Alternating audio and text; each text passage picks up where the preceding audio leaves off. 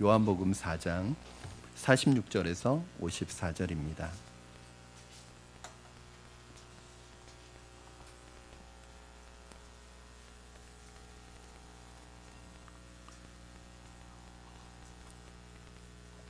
요한복음 4장 46절에서 54절까지의 말씀을 저와 여러분 한 절씩 교독하시고 54절 말씀은 합독해서 하나님 말씀 받도록 하겠습니다. 예수께서 다시 갈릴리 가나에 이르시니 전에 물로 포도주를 만드신 곳이라.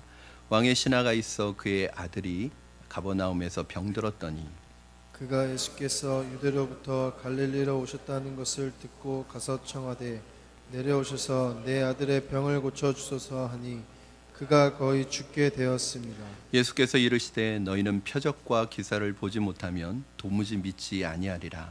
신하가 이르되 주여 내 아이가 죽기 전에 내려오소서. 예수께서 이르시되 가라 내 아들이 살아있다 하시니 그 사람이 예수께서 하신 말씀을 믿고 가더니 내려가는 길에서 그 종들이 오다가 만나서 아이가 살아있다 하거늘 그 낫기 시작한 때를 물은즉 어제 7시에 열기가 떨어졌나이다 하는지라. 그의 아버지가 예수께서 내 아들이 살아있다 말씀하신 그때인 줄 알고 자기와 그 온 집안이 다 믿으니라. 이것은 예수께서 유대에서 갈릴리로 오신 후에 행하신 두 번째 표적이니라. 아멘. 우리가 이제 지난 시간부터 그 표적에 대해 요한복음에 나타난 7가지 표적을 이제 살펴보고 있습니다. 사실은 우리가 하루하루 살아가는 것이 기적이죠. 하나님의 형상으로 창조가 되어서 숨을 쉬고 살아가고 있는 것, 또 많은 사람들 중에서 하나님께서 우리를 선택해 주셔서 하나님의 자녀로 살아가고 있는 것, 하루하루 하나님의 말씀과 기도로 하나님과 교제할 수 있다는 것, 그리고 하나님의 나라를 전할 수 있는 특권을 우리에게 주셨다는 것도, 아프지 않고 저는 개인적으로 사역할 수 있다는 것도 참 감사한 일이고, 또 아팠다가도 하나님께서 은혜 주셔서 빨리 회복해서 또 맡겨진 사역 감당할 수 있는 것도 큰 은혜입니다.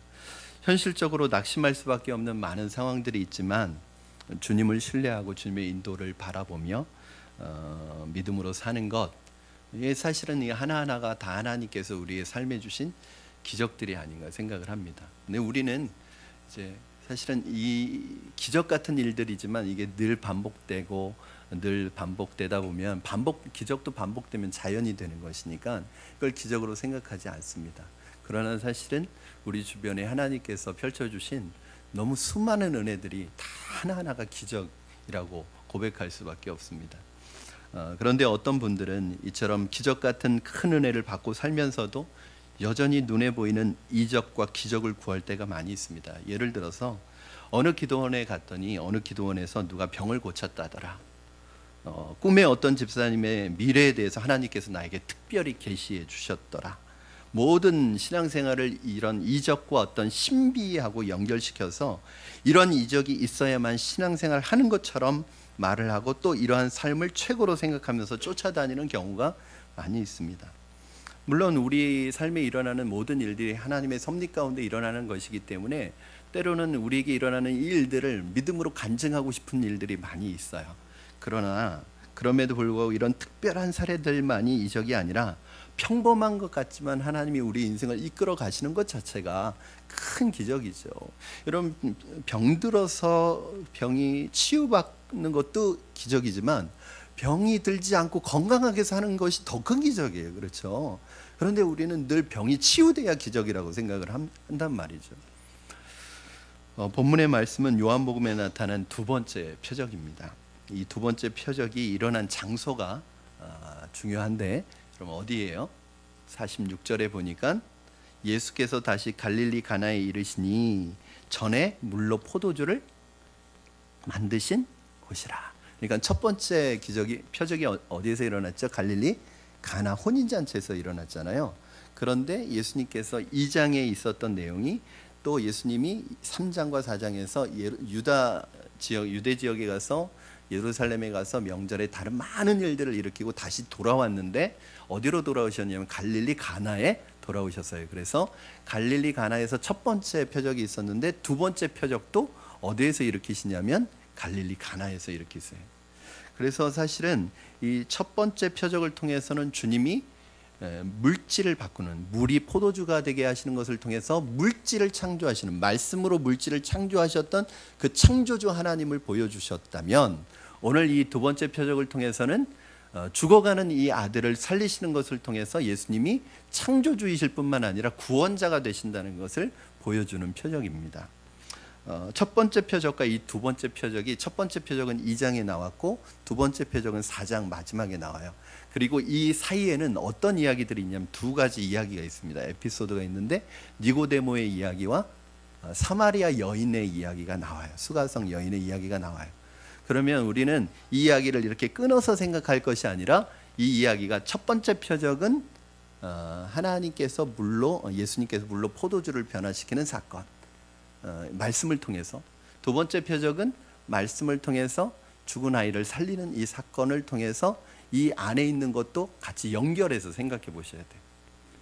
자, 요한복음에서는 특징이 있는데 니고데모가 예수님을 찾아온 시간이 요한복음에는 언제로 나와 있죠? 밤에 찾아왔다고 나와 있어요. 그게 실제로 밤일 수도 있지만 사실은 니고데모의 영적인 상태를 말하는 거거든요. 그래서 니고데모는 어둠에 속한 사람이라는 것을, 그걸 상징적으로 보여주는 거예요. 그런데 이 왕의 신하, 오늘 본문에 나오는 왕의 신하는 언제 예수님을 찾아왔냐면 낮에 찾아왔어요. 이건 뭐냐면 이 왕의 신하는 빛에 속한 사람이라는 것을 상징적으로 요한복음은 그렇게 기술을 해요. 이게 요한 사도의 어법입니다. 더 중요한 것은 사마리아 여인이 예수님을 만난 시각이 언제죠? 우물가에 나온 시각이 정오예요. 정오. 사실은 우리가 이 이야기만 딱 떼어놓고 생각해 볼 때, 이 12시라는 시간, 중동 지방에서 12시는 아무도 다니지 않는 시간이잖아요. 너무 햇볕이 강렬하기 때문에 그 시간에는 밥 먹고 다 자는 시간이고 휴식을 취하는 시간이에요. 이번 여름에 이 한낮에 이 태양이 얼마나 강렬했는지 여러분 직접 체험을 하셨잖아요. 그래서 우리는 단지 그렇게만 보지만 사실은 그 여인이 한낮에 우물가에 나왔다는 것은 그 여인이 사생활이 복잡하고 부끄러워서 사람들 만나기 싫어하는 부분도 물론 있지만, 그 여인에게 결국은 그 여인이 누구에게 속해 있나, 빛에 속해 있다는 것을 단적으로 보여주는 사건이에요.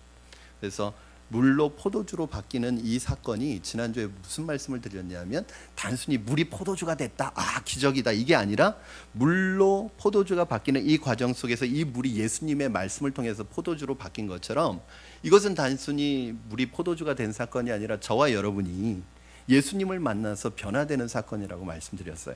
그 기적에서 첫 번째 그 기적이, 케이스가 누구냐면 이 사마리아 여인인 거예요. 이 여인이 예수님을 만나서 변화된 사건이 바로 물로 포도주를 바꾼 사건과 하나가 일치가 되는 거예요. 자, 여기서 깨달을 수 있는 것은, 하나님의 은총의 빛이 고상하고 종교적이고 도덕적인 자신감을 가지고 있었던 당시의 지배계층이고 유명했던 바리새인이었던 이 니고데모와 같은 그런 사람들에게 임하지 않았다는 거예요. 오히려 당시에 유대인들에게 민족의 변절자로 그 욕을 먹고, 또 한편으로는 이방인이기 때문에 욕을 먹던 이 사마리아 여인과 같은 당시에서는 소외받던 사람들, 인정받지 못한 사람들에게 하나님의 은혜가 임했다는 거예요. 저는 이거 굉장히 중요하다고 생각합니다. 세상에서 힘 있고 권력을 가지고 세상의 주류로 내가 이 세상에 무엇인가 대단한 일을 하는 것처럼 생각하는 사람들에게는 오히려 하나님의 은혜가 임하지 않을 수 있어요. 그러나 하나님의 은혜가 아니면 하루도 살아갈 수 없는 연약한 사람들에게 오늘 하나님의 은혜가 임할 수 있습니다. 저는 여러분이 그 하나님의 은혜의 대상이 되기를 주님의 이름으로 축원합니다. 저는 특히 주님께서 이 사마리아 여인에게 어떠한 표적을 행하지 않으셨다는, 이게 굉장히 중요한 거예요. 어떠한 표적을 행하지 않으시고 어떤 기적을 일으키지 않으셨는데 이 여인이 예수님을 믿었어요. 그리고 이 여인이 예수님의 말씀을 전했을 때 어떠한 표적이 일어나지 않았는데 그 사마리아 동네에 있는 모든 사람들이 예수님을 다 영접하게 됩니다. 이 사실에 요한복음은 주목하고 있습니다. 아무 표적 없이 주님을 믿었다는 사실. 요한복음 4장 42절 말씀을 여러분 같이 한번 읽겠습니다. 시작. 그 여자에게 말하되 이제 우리가 믿는 것은 내 말로 인함이 아니니 이는 우리가 친히 듣고 그가 참으로 세상의 구주신 줄 알미라 하였더라. 이 말씀처럼 그들이 예수님의 말씀을 친히 듣고 그들의 믿음이 새로워졌지 어떤 특별한 표적을 보고 믿은 것이 아니라는 것을 명백하게 우리에게 보여주고 있습니다. 이게 믿음이죠. 여러분, 건강한 믿음은 어떤 믿음이냐면 표적을 보고 믿는 믿음이 건강한 것이 아니라 말씀을 듣고 말씀을 보고 말씀을 믿는 것이 건강한 신앙이에요.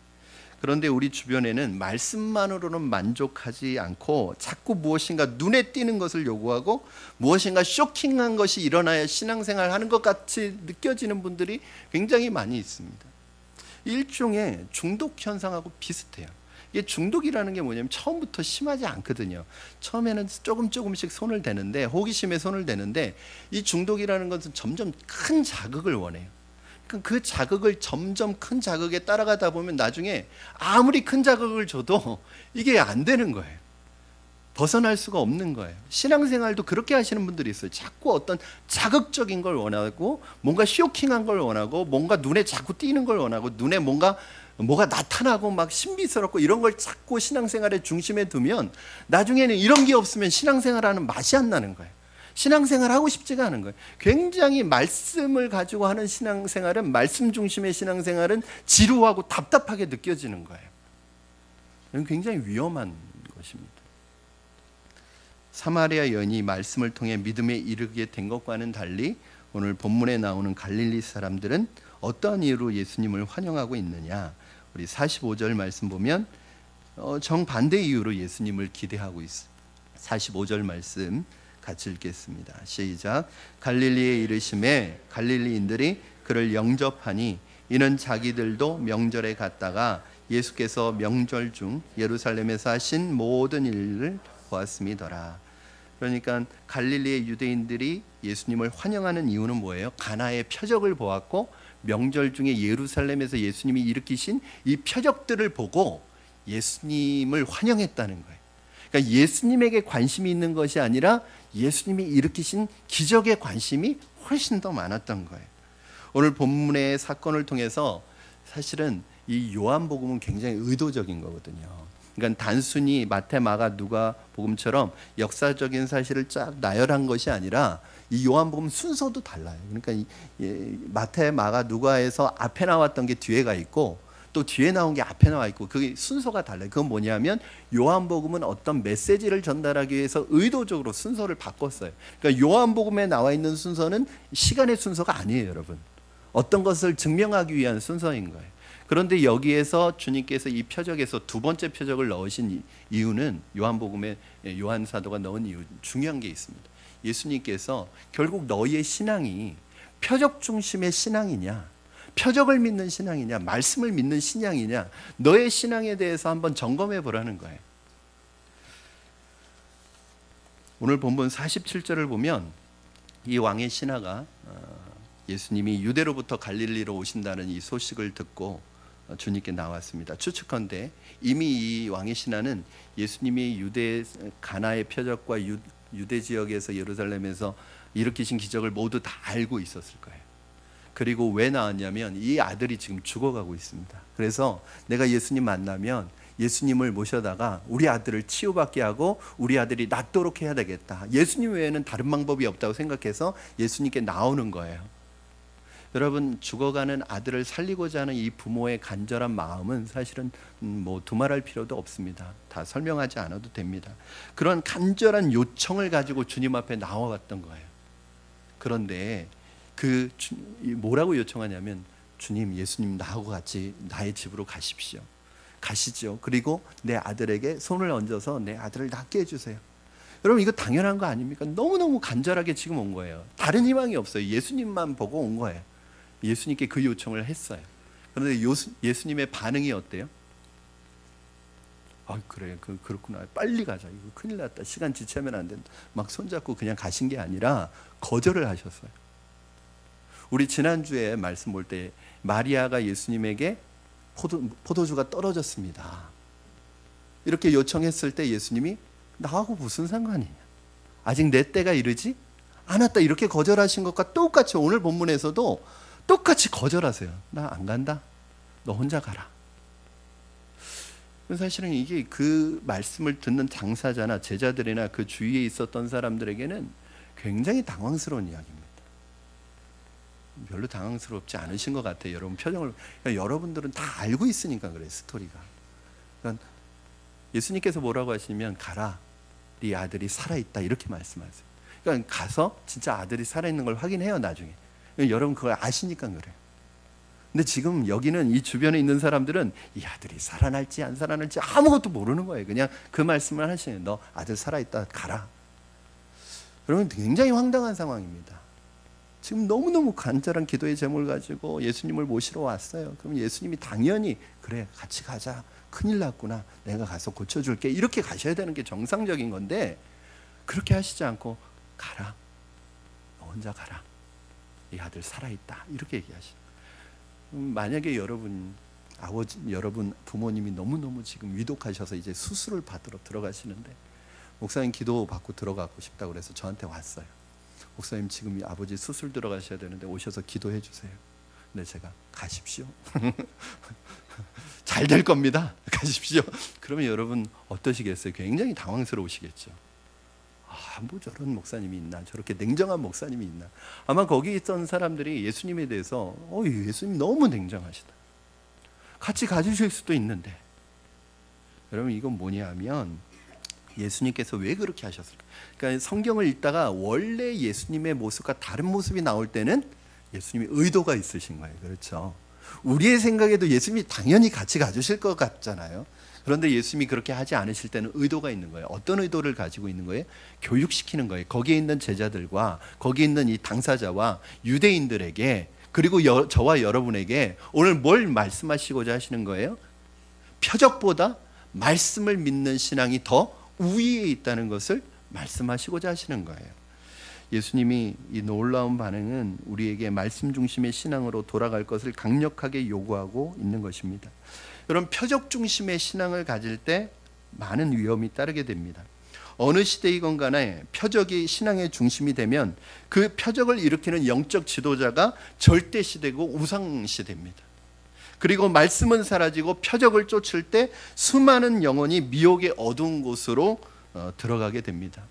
당시 유대인들의 모습이 그랬습니다. 여러분 유대인들이 굉장히 말씀 중심의 사람들일 것 같잖아요. 근데 그렇지 않아요. 유대인들이 굉장히 표적 중심의 사람들입니다. 표적 신앙이에요. 그래서 당시에 유대인들이 표적을 좋아하다가 거짓 메시아를 진짜 메시아로 잘못 알고 따르다가 망했습니다. AD 70년에 유대가 예루살렘이 멸망하게 되는데 그때 이 사람들이 누구를 따랐냐면 거짓 선지자 메시아를 따랐어요.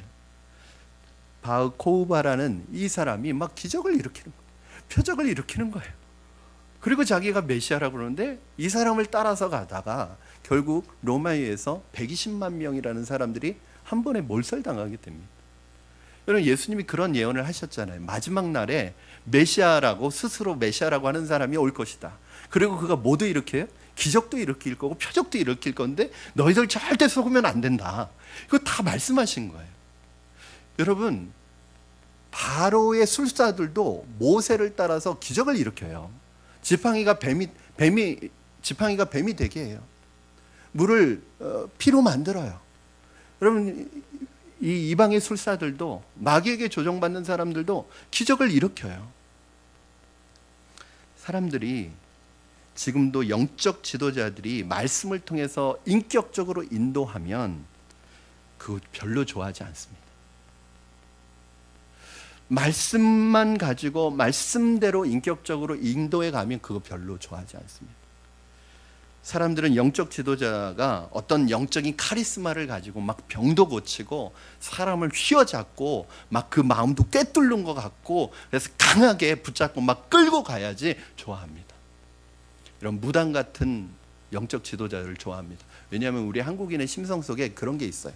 막 그런 사람들에 대해서 비판하면서도 기적이 일어나고 뭐가 병이 고쳐지고 막 그러면 거기에 마음이 끌려가요. 그러니까 한국교회 안에 이단들이 그렇게 성행하고 사이비가 그렇게 난무하는, 그래서 영혼을 세뇌시켜서 그렇게 비참한 길로 끌고 가서 망하게 하는데도 끌려가는 동안도 이걸 몰라요. 여러분, 저는 우리 한국교회 이단들이 그렇게 많아요.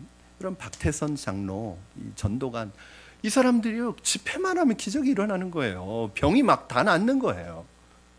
문선명 막 병을 고치는 거예요. 여러분, 만민중앙교회 지금 이재롱 목사가 지금 법적으로 구속돼 있잖아요. 이 사람 금요 집회 가면요, 막 병이 나요. 그거 간증하는 사람들 많아요. 성락교회 어저께 혹시 그것이 알고 싶다 보셨습니까? 매주 이게 하나씩 쏟아져나오는 이 은혜로교회 신옥주 목사 이단이거든요, 이 사람도. 그런데 피지가 지상 낙원이라는 거예요. 파라다이스라는 거예요. 성도들 다 그 재산을 갈취해서 이 피지의 지상 낙원이 천국에 임했다고 해서 거기로 다 이주시켜서 거기에서 감금시켜 놓고 거기에서 노동시키고 모든 재산 다 빼앗고, 그럼 그걸 따라간. 그러니까 저는 그 사람들도 문제가 있지만, 그 교주들도 문제가 있지만, 그런 사람을 따르는 사람들도 문제가 있는. 왜 그러냐 하면 자꾸 뭐가 나타나고 뭐가 고쳐지고 뭐 기적이 나타나면 그냥 깜빡 죽어요. 그게 그 사람이 말이 옳으냐 성경적으로 옳으냐 이거 상관도 없어요. 그냥 기적 한 번만 일어나면 다 따라가요. 그래서 주님이 이러한 표적주의 신앙이 얼마나 위험한지에 대해서 오늘 본문에서 날카롭게 비판하고 계시는 거예요. 너희들 이렇게 하지 말라는 거예요. 우리 48절, 이게 주님의 준엄한 경고입니다. 우리 같이 읽겠습니다. 48절 시작. 예수께서 이르시되 너희는 표적과 기사를 보지 못하면 도무지 믿지 아니하리라. 예수님은 당시 유대인들이 이런 표적주의에 대해서 심각한 경고를 하시려는 목적으로 이 두 번째 표적을 일으키셨습니다. 그래서 이 두 번째 표적의 제목이 아이러니예요. 저는 이렇게 붙였어요. 표적을 부정하는 표적, 표적을 넘어서는 표적. 그러면 예수님께서 이렇게 말씀하시는 이유는 유대로부터 갈릴리에 이르기까지 많은 사람들이 예수님의 기적만 바라보고 따르고 정작 그 기적을 행하시는 예수님에 대해서 관심이 없는 거예요. 사실은 요한복음에 일어나는 이 표적이라는 것은, 기적이라는 것은 이 기적을 통해서 이 기적을 일으키시는 이 예수님이 하나님의 아들이라는 것을 증거하기 위한 기적들인데, 사람들은 그 기적을 일으키시는 예수님에게 집중하는 게 아니라, 예수님께 관심이 있는 게 아니라 그 예수님이 일으키시는 기적에 더 관심이 많은 거예요. 오늘 이 아들을 고치러 왔던 이 사람도, 이 왕의 신하도 예수님이 어떤 분이신지에 대해서, 그분이 하나님의 아들이신지에 대해서는 관심 없는 거예요. 그냥 예수님의 표적이 필요한 거예요. 예수님의 기적이 필요한 거예요. 그래서 예수님께 온 거예요. 여러분, 아이들을 키우다 보면 아이들의 사랑하는 마음에서 아이들에게 선물도 주고 하는데, 아이들이 그 선물을 주시는 아빠에게, 엄마에게 고마워할 때 마음이 굉장히 좋습니다. 마음이 흐뭇합니다. 야, 선물 사주고 싶은 생각이 들어요. 그런데 어느 순간부터는 그 선물을 주는 아빠나 엄마가 관심 있는 게 아니라 선물에 관심이 있는 거예요.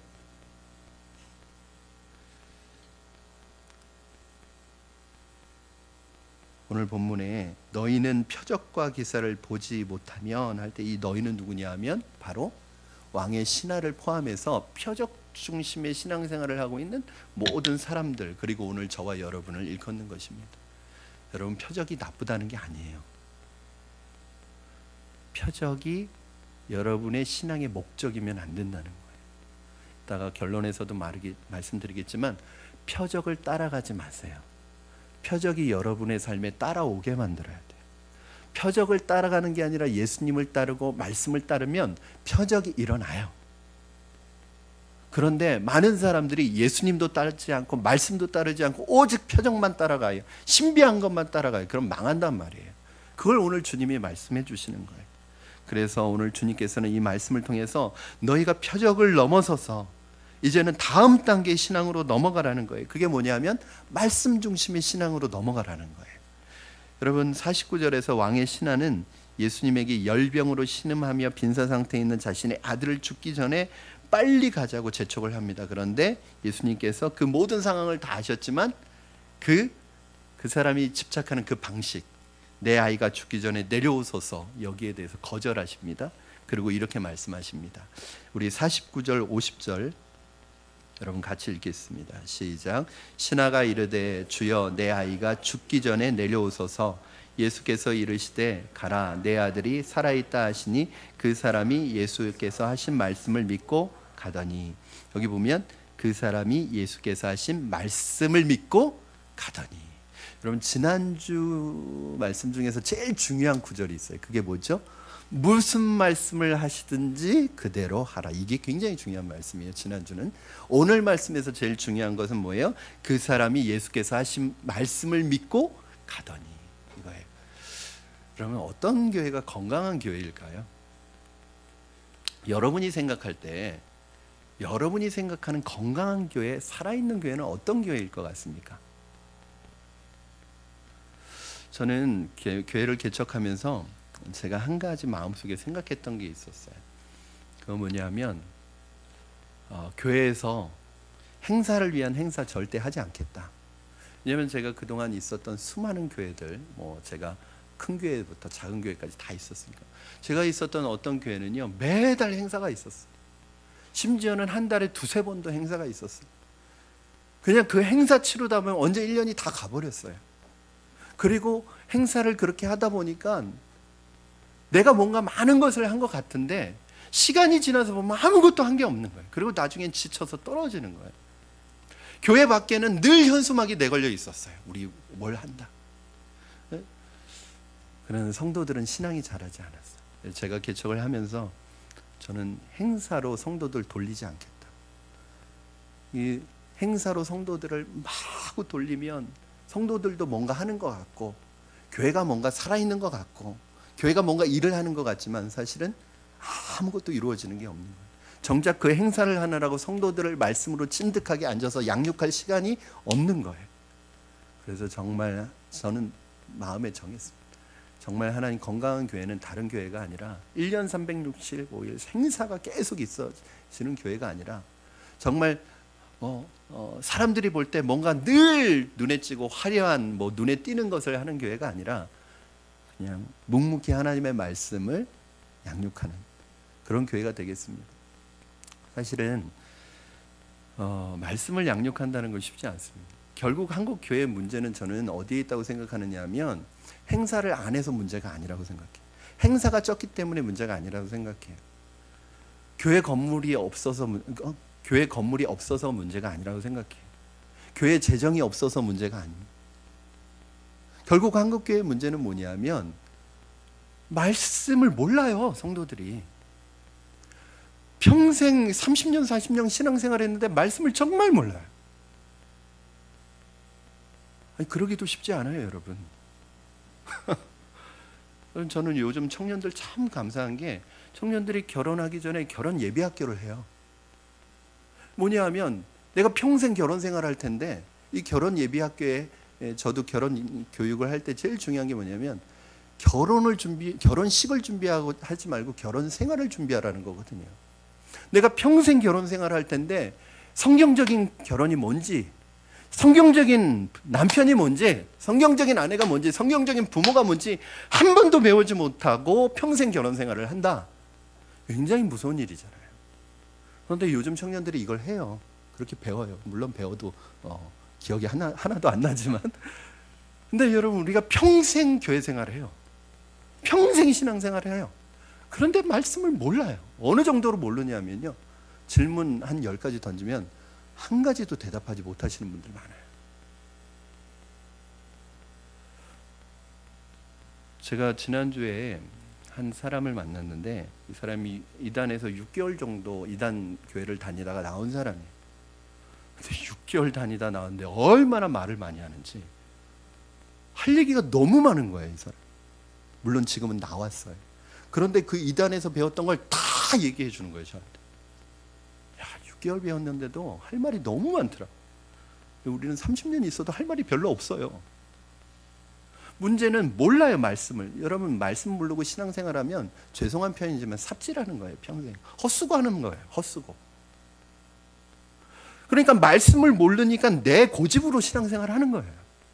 그러니까 내 기준으로 신앙생활하는 거예요. 이건 신앙생활이 아니거든요.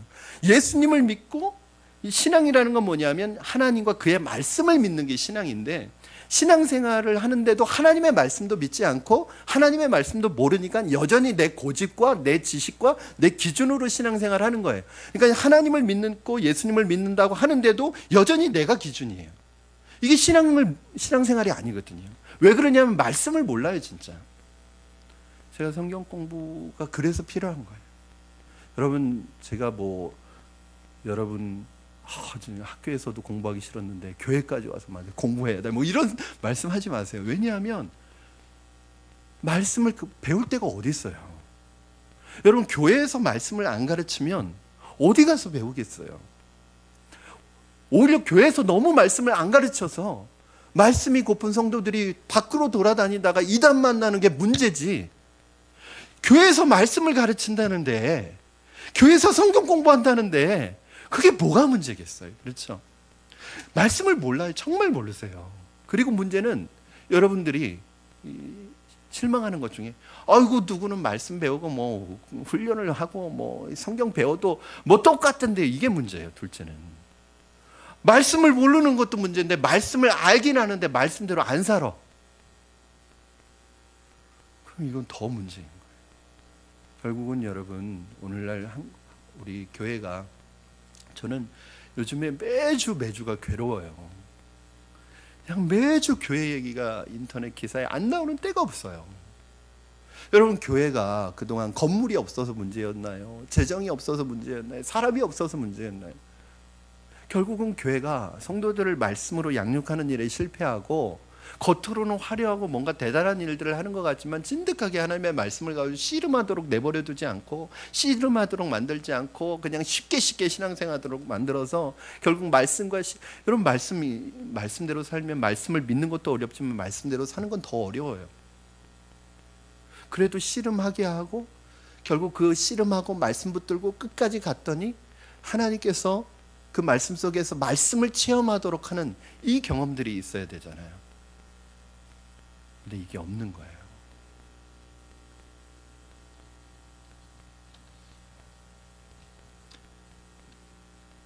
하나님의 말씀 앞에 딱 섰을 때 자기가 부정되어져야 돼요. 자기 논리가 너무 강한 사람은 자기 부정이 안 됩니다. 성경은 확신이 넘치고 자기 의지가 강한 사람을 믿음 좋은 사람이라고 말하지 않습니다. 오히려 말씀 앞에서 자기를 부정하는 사람이에요. 그러니까 말씀 앞에서 내 고집도 내려놓고 내 신념도 내려놓고, 여러분, 고집이 필요해요. 고집이 필요해요. 이게 고집이 나쁘다는 게 아니라, 말씀 앞에서는, 적어도 말씀 앞에서는 내 고집 내려놓고 내 신념 내려놓고 하나님의 말씀 앞에 복종하고 순종하는 게 믿음이거든요. 근데 우리는 말씀 앞에서도 고집 부려요. 말씀 앞에서도 내가 이기려고 해요. 말씀을 이겨버리려고 해요. 말씀을 이길 수 없으면 말씀을 버려요. 오늘 예수님께서 이 왕의 신하에게 이렇게 얘기합니다. 너 혼자 가라 말씀하시면서 그 명령의 유일한 근거로 뭐라고 하면 내 아들이 살았다라는 주님의 말씀을 주십니다. 만일 이 말씀이 믿어지면 가라는 거죠. 그런데 이 말씀이 믿어지지 않으면 한 발자국도 옮길 수 없습니다. 여러분, 신앙생활 할 때 믿어지지 않으면 한 발자국도 옮겨지지 않아요. 그러니까 내 발걸음을 옮긴다는 것은, 그 방향으로 향한다는 것은 믿어지기 때문입니다. 오늘 이 사람이 믿습니다. 놀라운 일이 일어나는데, 이 주님의 말씀을 듣는 순간 표적 중심의 신앙이 말씀 중심의 신앙으로 바뀌어져요. 우리 죄송합니다. 50절 말씀 다시 한번 여러분 같이 읽어주시면 좋겠습니다. 50절 시작. 예수께서 이르시되 가라 내 아들이 살아있다 하시니 그 사람이 예수께서 하신 말씀을 믿고 가더니. 표적 없이 오직 말씀만 듣고 가는 과정, 믿음이 없이는 절대로 불가능한 과정입니다. 여러분, 표적 신앙에서 믿음, 말씀 신앙으로 바뀌는 것이 결코 쉬운 것이 아닙니다. 그러나 이 일은 분명 들음은 믿음은 들음에서 나며 들음은 그리스도의 말씀으로 말미암는다는 이 말씀을 다시 한번 보여주는 사건입니다. 우리가 기억해야 할 것은 믿는 말씀이 현실이 될 때까지 항상 뭐가 필요하냐면 시간이 필요해요. 기다림이 필요해요. 그게 참 갈등이 되는 거예요. 오늘 이 말씀을 듣고 이 사람이 가는데 가버나움에서 가나까지, 가나에서 가버나움까지가 직선거리로 32km 정도가 됩니다. 그러니까 꼬박 하루 잠 안 자고 걸어야 하는 거리예요. 그런데 이 사람이 이 말씀을 듣고 믿음으로 이 밤길을 걸어가는 이 여정의 길을 걸어갈 때 만약에 이 사람 마음속에 믿음이 없었으면 다시 주님께로 왔을 거예요. 그렇죠? 주님, 가다 보니까 다시 생각해 보니까 아닌 것 같아요. 주님 가세요. 저하고 가셔야 돼요. 막 주님께 졸랐을 거예요. 그런데 이 사람이 그 하루 밤길을 이 말씀만 붙들고 아무 표적 없이 믿음으로 걸어갑니다. 그리고 중간에서 가버나움에 도착해서 종들을 만났는데 아들이 살았다는 소식을 들어요. 그런데 아들이 살았다는 소식을 들었을 때 표적 중심의 사람들은 막 이 살아난 거에 막 흥분하기 시작합니다. 그런데 이 사람 흥분을 안 하고 그 살아났다는 얘기를 듣고 뭘 얘기하냐면 언제 아들이 살아났는지를 물어봐요. 그런데 그 이야기를 딱 듣는데 그 시간이 언제예요? 예수님께서 네 아들이 살아있다라는 이 말씀을 하신 그때 아들이 딱 살아난 거예요. 그럼 이게 뭐냐면 내가 알았던 말씀이 믿어지고 믿었던 말씀이 삶에서 체험되어지는 거예요. 여기까지 오셔야 돼요. 여러분, 저는 여러분이 하나님의 말씀을 많이 아시기를 바랍니다. 아실 뿐만 아니라 그 말씀을 믿으시기 바랍니다. 그 믿었던 말씀을 가지고 하룻밤길 오는 동안 염려와 근심과 어둠의 긴 터널을 통과해 오는 시간을 거쳤지만, 기다림의 시간을 거쳤지만 결국 끝까지 그 말씀 붙들고 믿음의 자리에 왔더니 그 말씀이 실제로 이루어지는 체험을 하게 되는 거예요. 그럼 말씀 붙들고 가는 거 쉽지 않아요. 믿는 것도 쉽지 않지만 말씀 붙들고 사는 거 쉽지 않아요. 고민 많이 됩니다. 내가 말씀 붙들고 살다가 이거는 아니지 않느냐, 내가 말씀 붙들고 산다고 뭐가 일어나겠느냐, 이런 의심이 굉장히 많이. 그러나 끝까지 여러분이 그 말씀 붙들고 믿음으로 살아내고 승리하면 말씀의 능력을 체험하게 될 줄로 믿습니다. 여러분, 이게 중요한 거예요. 표적에 대한 체험보다는 뭐가 체험되어져야 돼요? 말씀이 여러분의 삶에 체험되어져야 돼요. 그래서 여러분의 평생에 기적이 없어도 괜찮아요. 그러나 말씀에 대한 경험과 체험이 충만하시기를 주님의 이름으로 축원합니다. 그러면 살 수 있는 거예요. 그런데 오늘 그렇게 말씀이 체험되어지는 그 순간에 놀라운 일이 일어납니다.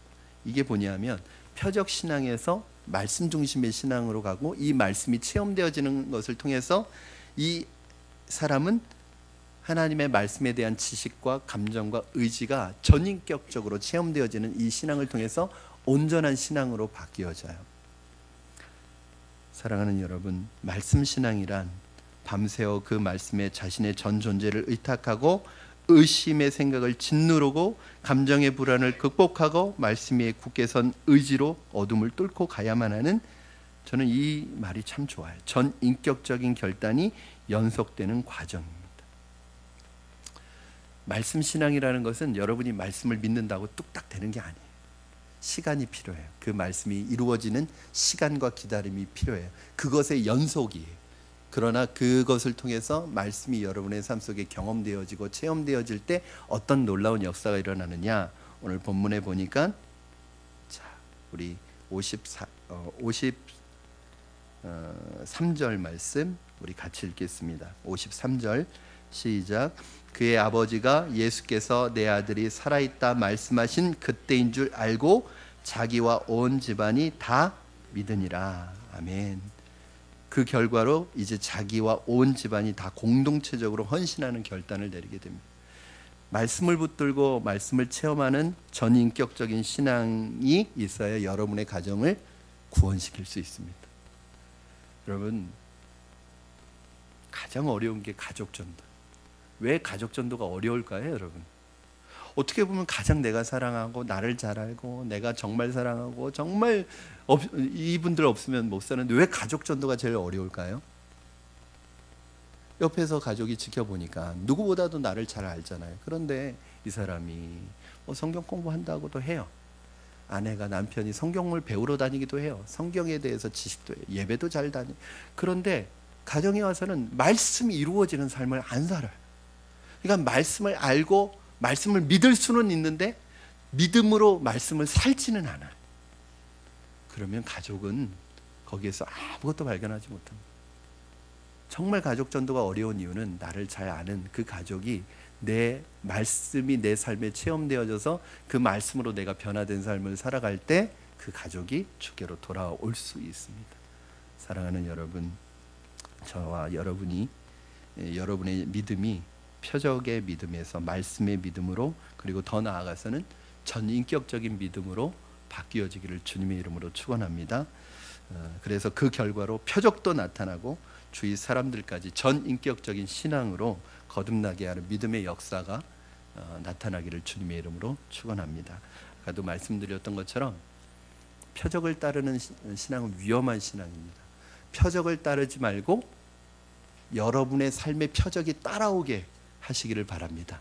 표적을 따르지 말고 말씀을 따르고 주님을 따르면 표적은 나타날 수도 있고 안 나타날 수도 있고 그때마다 하나님께서 하시는 결과적인 은혜이고, 표적은 바로 우리의 믿음의 결과이지 우리의 신앙의 목적이 아니라는 것을 기억하시고 오늘도 말씀 한마디 붙들고 믿음으로 승리하시는 저와 여러분 되시기를 주님의 이름으로 축원합니다. 우리 이 시간에 기도하겠습니다. 우리 기도하실 때에 하나님의 말씀으로 끝까지 말씀 붙들고 살아가기를 원합니다. 말씀을 알게 하시고 그 말씀을 믿게 하시고 믿음 말씀이 내 삶에 이루어지는 은혜와 기적을 체험하게 하여 주시옵소서.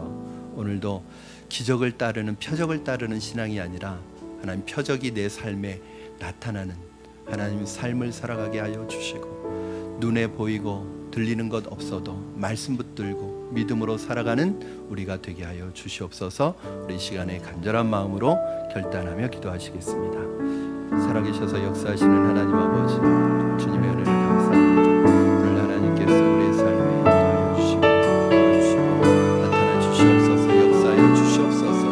아버지 하나님, 말씀 하나 붙들고 믿음으로 살아가게 하여 주시옵소서. 눈에 보이는 것이 없고 귀에 들리는 것이 없다 할지라도 하나님의 말씀에 인도받고 하나님의 말씀 가운데 믿음으로 승리하며 살아가는 우리가 되어줄 수 있도록 축복하여 주시고 역사하여 주시고 인도하여 주시옵소서. 아버지, 말씀 붙들고 살아가는 삶이 힘들고 어려울지라도 결코 포기하지 않게 하여 주시고 끝까지 믿음으로 승리할 수 있도록, 말씀이 현실이 되는 것을 경험할 수 있도록, 말씀이 내 삶에 이루어지는 영적인 체험을 날마다의 삶 속에서 경험할 수 있도록, 우리의 평생의 말씀에 대한 체험이 우리의 삶에 나타날 수 있도록 주님 도와주시고 역사하여 주시고 인도하여 주시고 붙들어 주시옵소서. 살아계신 하나님 아버지, 감사합니다. 하나님, 말씀을 모르는 우리에게 하나님 다시 한번 말씀을 알려주시고 그 들은 말씀을 믿게 하여 주시고 믿은 말씀을 하나님 우리가 인내로 살아가고 말씀 붙들고 살아갈 때 하나님 때로는 의심의 어둠의 터널을 지날지라도 낙심하지 않게 하여 주시고 끝까지 믿음의 발걸음을 내디듬으로 말미암아 우리의 삶에 하나님의 말씀이 현실이 되는 기적과 은혜를 체험하게 하여 주시옵소서. 오늘 하나님 말씀 붙들고 믿음으로 살게 하여 주시옵소서. 표적을 따르고 기적을 따르고 신비한 것을 따르는 삶이 아니라 말씀을 따르고 주님을 따를 때 우리의 삶에 주님께서 허락하시는 놀라운 표적을 넘어선 믿음의 신앙이 우리에게 생기는, 우리에게 나타나는 은혜를 체험하게 하여 주시옵소서. 감사하며 예수님의 이름으로 기도드립니다. 아멘.